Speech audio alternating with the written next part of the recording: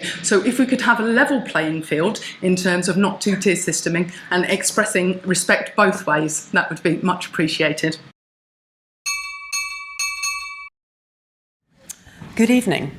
I've been a supporter of green energy and a keen environmentalist since my 20s. My office is solar powered, so I was mortified to discover that a single lithium mine causes millions of tonnes of waste every year laced with sulfuric acid and radioactive uranium, polluting the water supply for 300 years, not to mention the unacceptable human costs with child labour to mine cobalt. When I researched which solar panel to purchase, I did not for 1 minute consider it would be made by people trapped in razor wire enclosed labour camps, being exposed to large quantities of quartz dust which causes silicosis. Please note that the Ethical Consumer Organisation report that it is hard to avoid forced labour in the solar panel supply chain. Wind turbines, which last about 20 years, consume a colossal amount of resources and energy to manufacture and install, not to mention the blight and bird kill. They require diesel engines to start them up and then gallons of oil to lubricate, and they can't readily be recycled. Solar panels are also extremely difficult to recycle, costing more than the production of the panel. And lithium batteries pose steep challenges too. Add to that the human suffering, which we've all unwittingly been part of just by owning a laptop or mobile phone, which is minimal compared to what's required for an EV or solar farm. These so-called green or ethical solutions aren't solutions at all. Just very good marketing from the $1.5 trillion a year climate change industry. That's $4 billion a day, by the way. None of us can undo what's already been done, but what we can all do is make sure this doesn't escalate exponentially with fleets of unnecessary EVs and acres of solar farms eating up our precious farmland. It would be helpful if anyone would actually define what they mean by green. If they mean better in all respects, which is a reasonable suggestion, then in retrospect we can clearly see that the current offerings are not really better than our existing energy solutions, and in many regards much worse. Knowing the true cost of so-called green technologies, I cannot, in good conscience, support this council as you embark unwittingly on faux green endeavours. At the last meeting, I informed you of the inhumane nature of cobalt extraction, so you may no longer claim ignorance as a defence. To continue to support any form of slavery through spending public money is negligent, insomuch as once you are made aware of harm, your first act must be to stop and then to investigate. And this is why I am here today. I am providing you with the knowledge that many of these well-intentioned projects that you are keen to pursue are actually harmful, and as such must be halted and then either properly investigated or more simply and less costly dropped altogether. After all, your own code of conduct obligates you to act and take decisions impartially, fairly and on merit, using the best evidence and without discrimination or bias, and you are specifically required not to misuse council resources. Finally, do council agree that it is your obligation to always seek the best available knowledge, and that should it so transpire that any policy, howsoever well-intentioned, may subsequently prove harmful, and then the council are obligated to stop? Sorry, I have finished. What was the interruption? The second bell rang, which indicated that the allocated time available had expired, as explained when you came to the desk. There's a bell at 2 minutes and then there's another bell at 3 minutes. Yes, and I had one sentence left to finish, and you let the last gentleman go on for about another 30 seconds after the bell. So it needs to be rules that apply to everybody, not just the ones that you don't like what they're saying. Respectfully, I don't dislike what you're saying. This is the first time I have heard it. All I'm trying to ensure is that the meeting runs smoothly. That's all I'm seeking to do here.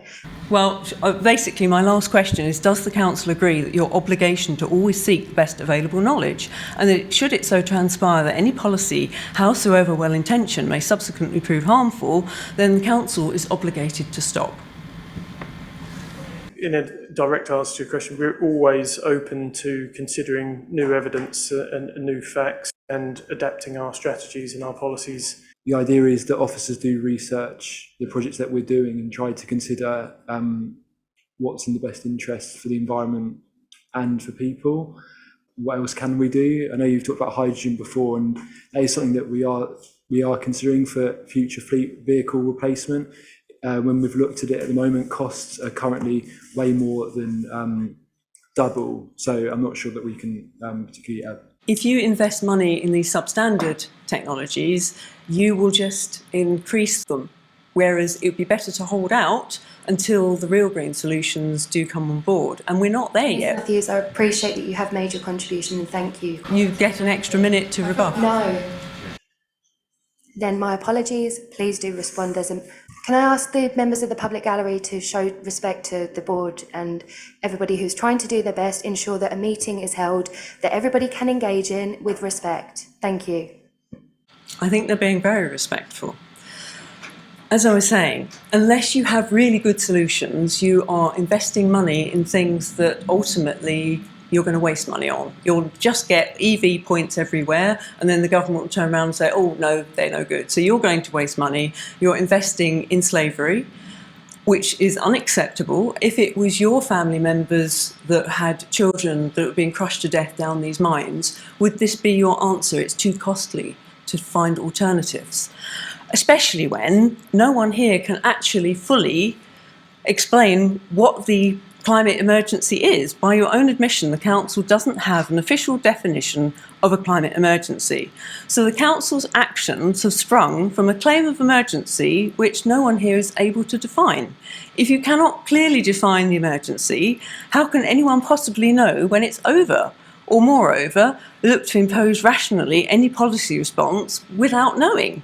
The emergency needs to be properly defined and evidenced if you're to get the public on board with your associated proposals. I'd appreciate not to use any of my time to just point out, while you are voicing your opinion on respect, two of you were sitting having a conversation that I could hear whilst the previous speaker was talking. So if we could have a level playing field in terms of not two-tier systeming and expressing respect both ways, that would be much appreciated. Thank you very much.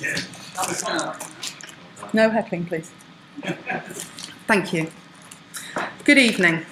On the 6th of June, I asked the committee to scrutinise why the Environment and Sustainability Panel are continuing with environmentally harmful plans. Why is Council ignoring documented safety concerns?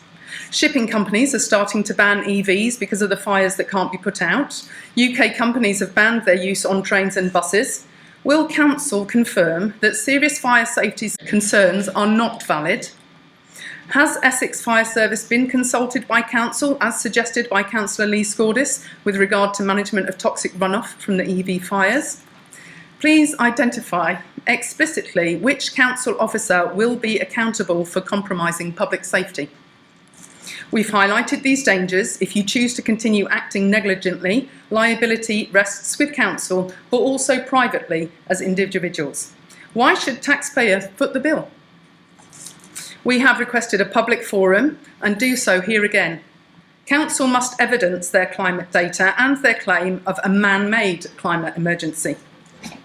Most people don't know the full extent of the net zero plans. Few have read the Absolute Zero and IPCC reports and are blissfully ignorant of how much our lives will radically change if recommendations go ahead.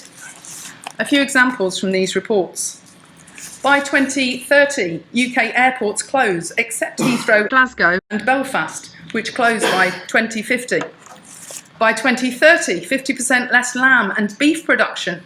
Had you noticed we're being conditioned to eat insects? Fossil fuels completely phased out by 2050, but don't worry, you'll have a rather generous 3-item clothing allowance per year. And so it goes on. France has already banned internal flights where rail alternatives exist. If you expect the public to willingly go along with losing our entire way of life, our livelihoods and our freedom, then you absolutely must conclusively prove it's necessary. Anything else is insane. Not just cherry-picked data the IPCC put out, full chart data showing everything, including the inconvenient ice core sample data which shows CO2 levels over 5 times greater than they are now, with much higher global temperatures with no detriment to the planet. This is referred to as a dissenting opinion. I'm not a climate change denier. I can conclusively confirm from the empirical data that climate change does exist. I'm pretty sure I was taught that at school. The onus is on Council to prove these effects are man-made. Phasing out petrol and diesel will restrict the people's freedom to travel. Can Council confirm the constitutional basis by which either they or central government may act in any of these respects? It seems that the servant seeks to control the master. Can you evidence that Council may? Thank you. Yeah, there was an awful lot there which I can actually note down all the questions for. So I think it will be easier if we just write a written response to all the things that you raised. Could we have a timescale on that? Because obviously it doesn't seem to be urgent from Council's perspective. So if I may, I'd like to make a commitment that you will have a form of response within 7 working days. It may not be a full response, but I'd like to give you our assurances that we will not let this matter drop and you will receive a response. Thank you for that. Thank you. Thank you. Can I take my final minute? Please do, yes. I'm not sure if you're aware of the Public Accounts Committee report that came out recently, but the 2 years before Boris Johnson was Prime Minister, 5.5 billion in fraud and waste from the government. The 2 years that Boris Johnson was in, that had escalated to 21 billion in fraud. So we are here to make you guys accountable for what you're doing and make them accountable, because the way we're watching things pushed on a lack of evidence and just all through PR is not acceptable. We will not accept being enforced into these restrictions that are all claimed to be on environment when you actually check the data. Climate change is real. The temperature of the planet has been much higher before, and so is the CO2 level. In fact, the deserts are greening because of the increased CO2 around the edges. So we do need to look at all the data, but most importantly, we are paying our council tax for a service. If we are not receiving a service that we're happy with, and you are going to threaten incarceration for that, then that is extortion. Thank you. Because I have been reflecting about some of those public contributions today, but I do think that there is merit in us having a greater understanding of the supply chains involved in some of this green tech.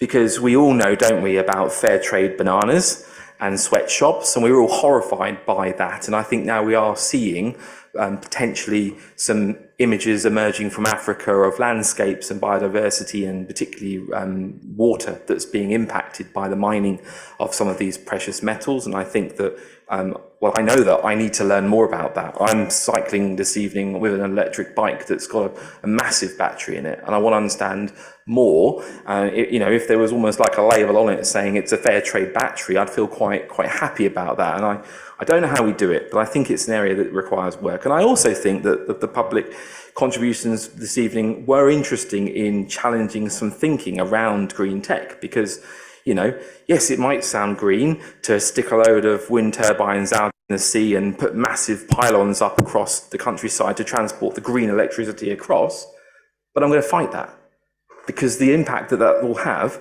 on our beautiful, tranquil countryside. And similarly, we've heard mention about turbines and the need for oil. So, they still require lubrication and oil. The impact of building them alone is going to have a destructive nature. It does have a destructive nature. And I'm sorry to get on my pedestal about it, but, if we do not stand up to these massive pylons and the plans that there are, so-called green energy transfer. So we have to think about the unintended consequences of some of the green tech. I am pro-green tech, but I just think we need to be mindful of the bigger picture sometimes.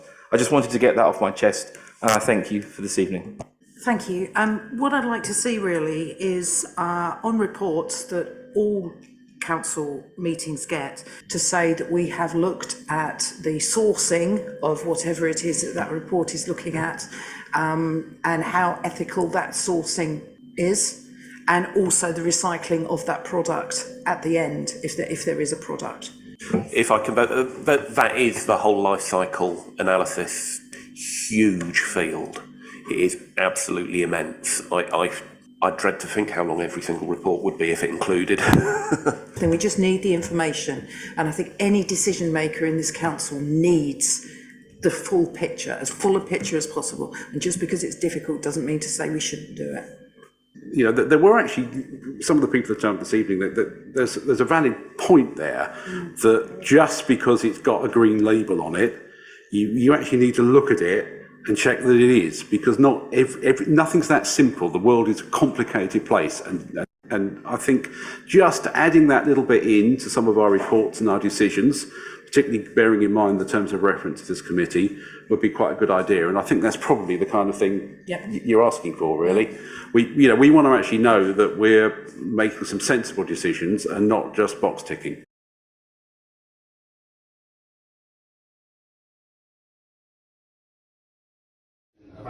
We're letting you, why do they need we're letting you have a look. We pay their wages. Why do they need protection from us? Why do they need protection? We're going to miss this.